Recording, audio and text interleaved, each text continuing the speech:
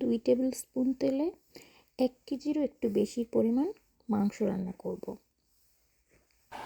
প্রথমে শুকনা কড়াইয়ে গোটা মশলা যেমন এলাচি, দারচিনি, তেজপাতা, লবঙ্গ এগুলো সবটা দিব। তারপরে 2 টেবিল স্পুন তেল আমি একদম মেপে দিয়ে দিলাম।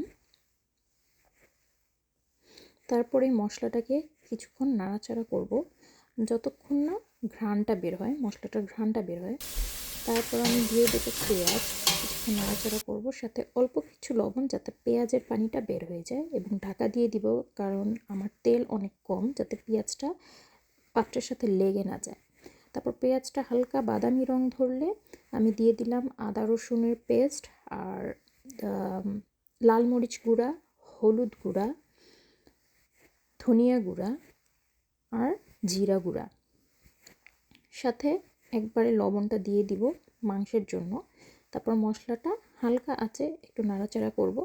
তারপরে আমার মাংসটা আমি দিয়ে দিলাম, দিয়ে মাংসটা ভালোভাবে নাড়াচাড়া করব যাতে সম্পূর্ণ মশলাটা মাংসের গায়ে ভালোভাবে লেগে যায়।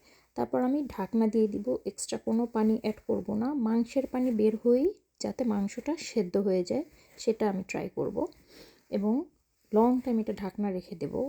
তারপর আস্তে আস্তে দেখব যে মাংসটা সেদ্ধ হচ্ছে, মশলাটাও কষছে এবং পানিটা কমে যাচ্ছে, এবং পানিটা একেবারে শুকিয়ে ফেলবো যাতে মাংসের মশলাটা মাংসের ভেতরে ঢুকে মশলার কাঁচা গন্ধটাও বের হয়ে যায়, কারণ আমি খুব কম তেল ইউজ করেছি।